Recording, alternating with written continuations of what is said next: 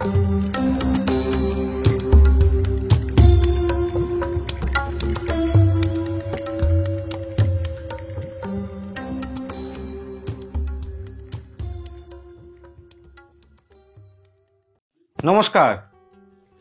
দর্শক বন্ধু, আশা করি আপনারা সবাই সুস্থ আছেন, ভালো আছেন ও সাবধানে আছেন। আর আমি অ্যাস্ট্রোলজার শ্রী অজয়, আমার অনুষ্ঠান আপনারা সবসময় দেখছেন। দর্শক বন্ধু, বেশ কিছুদিন ধরে আমার কাছে ফোন আসে, দাদা বিয়ে নিয়ে কোনো অনুষ্ঠান করুন, যে বিয়ের অনুষ্ঠান যেটা করলে পরে আপনাদের ক্ষেত্রে সুবিধা হবে সেই অনুযায়ী আপনাদের কাছে আজকে পরিষ্কার পরিচ্ছন্নভাবে তুলে ধরবো। আগে বুঝতে হবে বিয়ের ব্যাপারটা কি।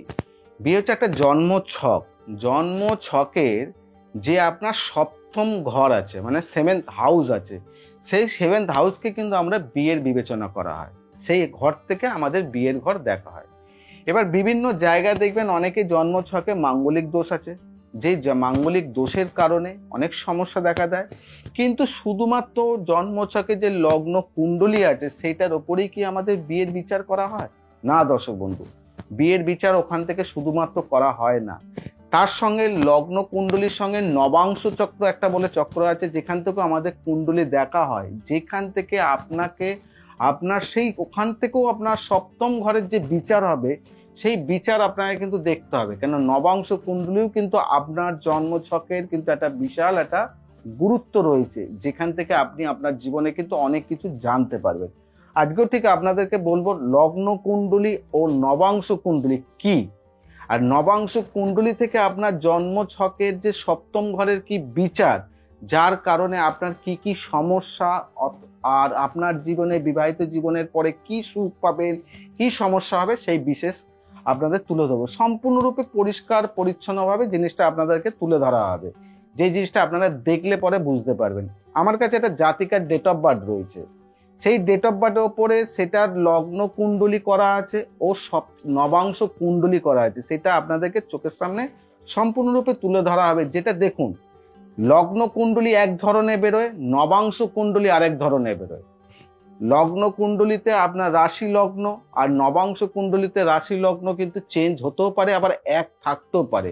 কিন্তু নবাংশ সপ্তম হাউসে কি ফল দেয় ও লগ্ন কুণ্ডলী সপ্তম হাউসে কি ফল দেয়, সেটা কিন্তু আমাদের জীবনে জানা খুব প্রয়োজন। শুধু আমরা ছুটে বেড়াই আমাদের জীবনে ভালো থাকার জন্য। একটা ভালো জ্যোতিষীর কাছে যখনই আপনি যাবেন, তখন আপনার টোটালটাই আপনার জীবনের যে জন্ম ছকের বিশ্লেষণ আছে সেগুলো সম্পূর্ণরূপে জেনে আমরা করি। কিন্তু আমরা অনেক সময় যাই, গিয়েই দেখা গেল কোনো বাবা মা গেলেন আপনার সন্তানের বিষয় জানতে, মেয়ের বিয়ে দেবো, আপনার সন্তানের মাঙ্গলিক দোষ রয়েছে, বিয়ে হলে পরে ডিভোর্সের কানেকশন, বিয়ে সংসার ভেঙে যাবে, সংসারে বিভিন্ন সমস্যা হবে, এই ভয় দেখে আপনাদেরকে অনেক কিছু দেখিয়ে দেয়। কিন্তু নবাংশতে দেখতে হবে আপনার সেই আদৌ কি এই সমস্যাগুলো আছে কিনা, সেই বিষয়গুলোকে জেনে কিন্তু আপনাদের জীবনে যাওয়া খুব প্রয়োজন। আজকে আসুন আপনারা দর্শক বন্ধু আপনাদেরকে দেখাই জিনিসটা। দেখুন আপনারা, আপনাদের সামনে এখানে একটা জন্ম ছক রেডি করা আছে, ঠিক আছে? নাম বললাম না, জাতিকার যে নামটা আছে নামটা আপনাদের সামনে তুলে ধরলাম না, যেটা আপনাদের ক্ষেত্রে, কেন তার একটা পার্সোনাল জিনিস আছে যেটা বললে পরে অসুবিধা হবে, কিন্তু ডেট অফ বার্থ নিয়ে তত অসুবিধা থাকে না, তার জন্য আপনাদেরকে নামটা জানালাম না। তার ডেট অফ বার্থ দেখুন, এটা হচ্ছে লগ্ন কুণ্ডলী, এটা হচ্ছে নবাংশ কুণ্ডলী। এবার দেখুন ডেট অফ বার্থ দেওয়া রয়েছে 14/1/1980। এখানেও দেখুন 14/1/1980। সময় কি রয়েছে? দুপুর 3:55 PM, দুপুর 3:55 PM। কোথায় জন্ম? কলকাতায় জন্ম। এবার এই যে লগ্ন কুণ্ডলী, এই লগ্ন কুণ্ডলীর মধ্যে কি আছে? রাশি বৃশ্চিক রাশি, লগ্ন কি? মিথুন লগ্ন।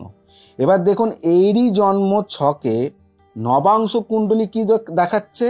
নবাংশ কুণ্ডলী দেখাচ্ছে রাশি বৃশ্চিক, লগ্ন হচ্ছে কুম্ভ। এবার দেখুন আপনাদেরকে কাছে পরিষ্কার করে দেওয়ার জন্য আমি কিন্তু প্রত্যেকটা ঘর এখান থেকে কিন্তু অনেক কিছু জানা যায়, শেখা যায়।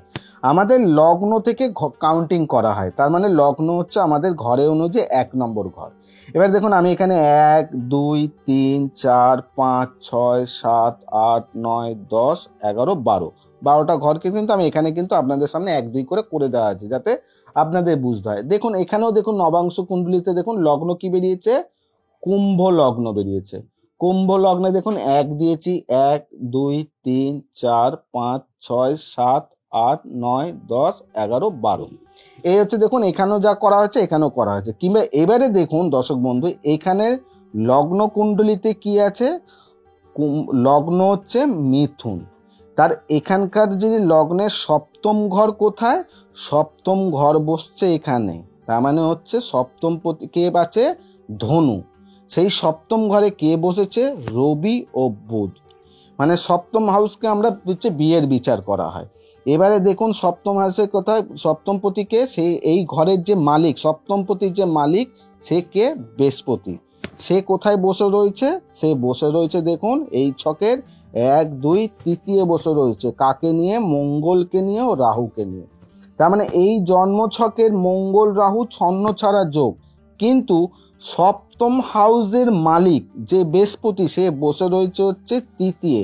তার মানে এর যদি বিয়ের যে জায়গা হবে, সেই মেয়ের বিয়ে কিন্তু সরকারি চাকরির জায়গা, সরকারি কর্মচারী কিংবা সরকারি জীবনে তার কিন্তু বিয়ে হওয়ার জায়গা।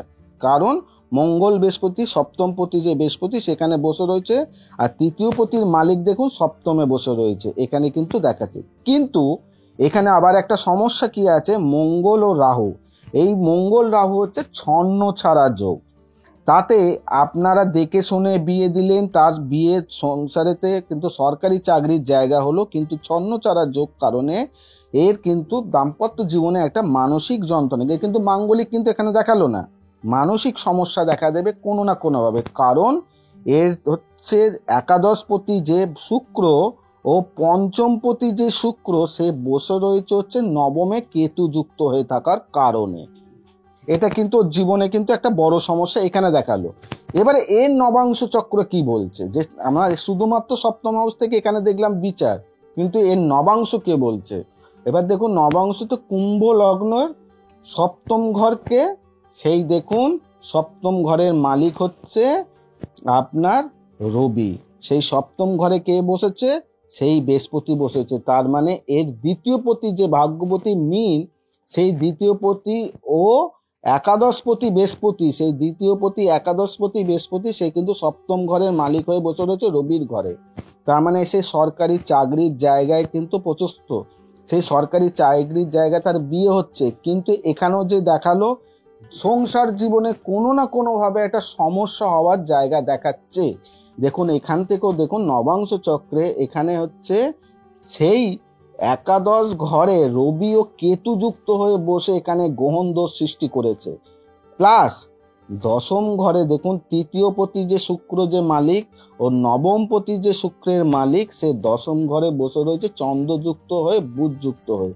তার মানে এর জীবনে এইখানে যেটা দেখাচ্ছে সরকারি চাকরি, এখানেও দেখাচ্ছে সরকারি চাকরি, কিন্তু এই জন্ম ছকে তার একটা পার্সোনাল জীবন, মানে নিজের পছন্দের একটা সঙ্গী খোঁজার জায়গা, সম্পর্কের জায়গা, থাকার জায়গা, সব নিজের পছন্দের জীবনকে যাওয়ার জায়গা, কিন্তু এখানে দেখে শুনে বিয়ে হওয়ার কারণবশত তার দাম্পত্য জীবনের মধ্যে একটা মানসিক অশান্তি কিন্তু এখানে দেখাচ্ছে। দেখুন এখানেও শুক্র কেতু যুক্ত, আর এখানে দেখুন বুধ শুক্রের কানেকশন, শুক্র চন্দ্র যুক্ত হয়ে থাকার কারণে এই সমস্যা হচ্ছে। কিন্তু সপ্তমপতির মালিক দেখুন এখানে বিচার করছে, এখানে সপ্তমপতির মালিক দেখুন বিচার করছে। তার মানে একটা জন্ম ছককে শুধুমাত্র আমরা যেটা ওই মাঙ্গলিক মাঙ্গলিক বলে ছুটে বেড়াই, এই জিনিসটা না করে ভালো কোনো জ্যোতিষীর পরামর্শ নিয়ে আপনি আপনার সন্তানকে বিয়ে দেবেন, যাতে এইখানে যে সুখ আছে, সরকারি চাকরির পাত্র পাচ্ছে, এখানে সরকারি চাকরি পাত্র পাচ্ছে, কিন্তু যে মানসিক যন্ত্রণাটা, সেইখানে যে দোষটা আছে, এই দোষটাকে যদি ঠিক মতন খণ্ডন করানো যায়, তাহলে এ কিন্তু পরবর্তী সময় অনেকটাই লাইফে ভালো জায়গায় যেতে পারবে। কিন্তু এখানে দেখুন যেহেতু বৃশ্চিক রাশি মিথুন লগ্ন, এখানে বৃশ্চিক রাশি কুম্ভ লগ্ন, এই দুটোর কারণে এই জাতিকা অলস প্রকৃতির হওয়া উচিত। তার বিভিন্ন দিক থেকে একটুখানি কুঁড়ে কিংবা ঘুম কাতুরে এইসব জায়গায় সমস্যা দেখা দেওয়ার জায়গা, স্কিন ডিজিজের কোনো সমস্যা হওয়ার জায়গা, ও লিভারের কোনো সমস্যা একে কিন্তু এখানে ইন্ডিকেট করছে।